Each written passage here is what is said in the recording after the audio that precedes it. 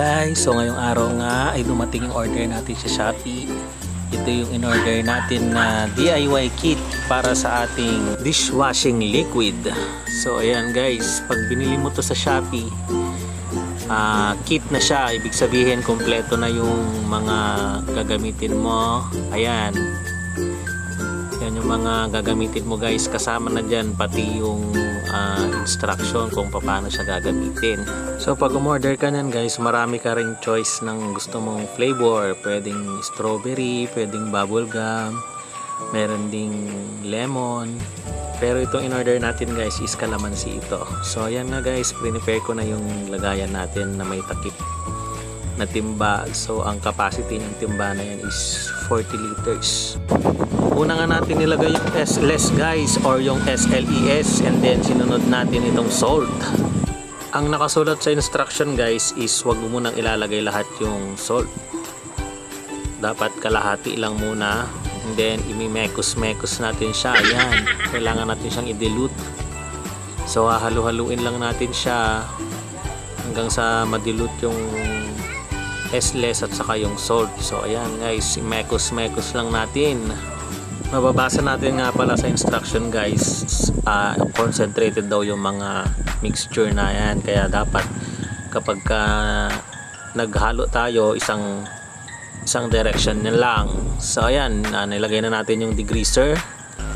Tapos i-mix lang natin. Yan, mix lang natin guys. Halu-haluin lang natin yan. Dapat mahalo siya mabuti. And then pag okay na, lalagay na natin yung 18 liters na tubig. So yan, kailangan sakto lang na 18 liters guys. Gamit kayo ng litro, takal-takalin nyo sa timba, and then ilagay nyo dyan. Then after nyo may ilagay, ayan na naman, walang katapusan na mekos-mekos tayo guys. Isang direction lang dapat. So hindi ko alam kung anong mangyayari kapag hindi mo sinunod yung isang direction lang guys. Ayun, so nilagay na natin yung EDTA yata yan. Yan, after nyan yung foam booster.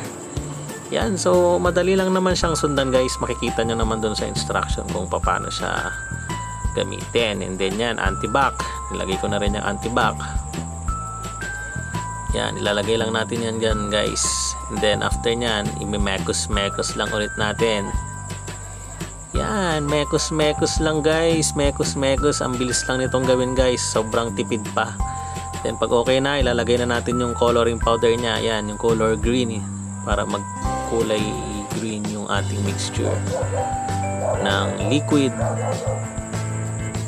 soap. And then ayan, yung preservatives, kayang-kaya nyo gawin yan guys. Sundan nyo lang yung instruction. May instruction na nakasama yan kapag binili nyo. And then yan, yung calamansi scent na yan yung magpapabango ng ating dishwashing liquid. Yan, after nyan, mekos-mekos lang ulit. Isang direction lang ng mekos-mekos guys. Mix lang natin ng mabuti. Pakadali lang gawin ito guys.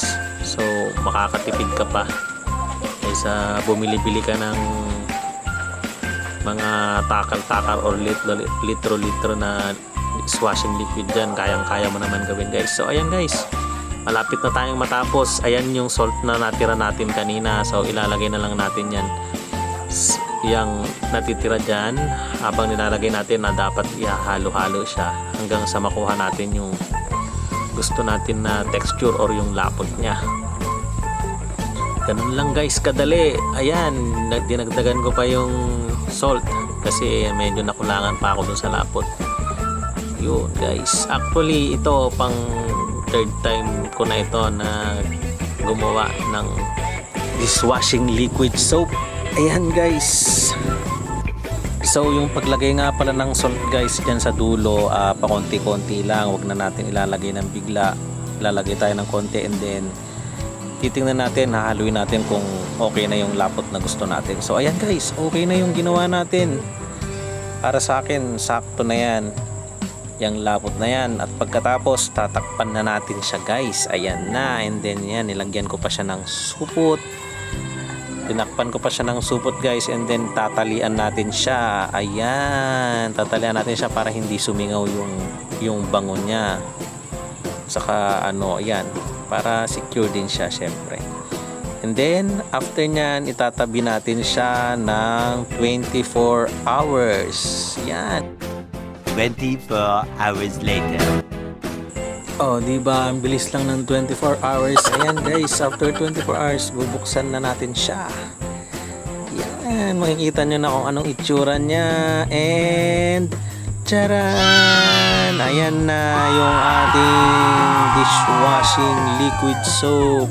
Calamansi scent. Ayan guys. O diba, ganun lang siya kadali. Ayan guys, so magtatakal na tayo kasi ito yung ginagamit din natin na sabon sa shop natin, sa store at saka syempre sa bahay. So ayan guys, ganun lang siya kadali. Pwede mo rin itong pagkakitaan, diba? Kung gusto mo magbenta, pwede din. Pero sa akin kasi guys, ginagamit ko lang ito pang sarili para sa bahay and sa pwesto. So ayun, kung gusto nyo gumawa rin ng ganito guys, order lang kayo sa Shopee. Pwede kong ibigay sa inyo yung link ng pinag-orderan ko kung saan ako umorder. Dahil napaka-legit po nung binibilan ko nito sa Shopee. Ayan guys, takal-takal na tayo. O diba? Wais tipid ito guys. Manlaki ang matitipid mo rito. So pag nakagawa ka nito guys, pwede kang makagawa ng 20 liters na dishwashing soap. O diba? Kwentahin mo yon, magkano yon pagka binili mo. Samantalang ito sa Shopee napakamura lang. And napakadali lang din niyang gawin guys. So ayun, hanggang dito na lang ang video na to guys. Pag nagustuhan mo to, paki-share naman. Bye bye.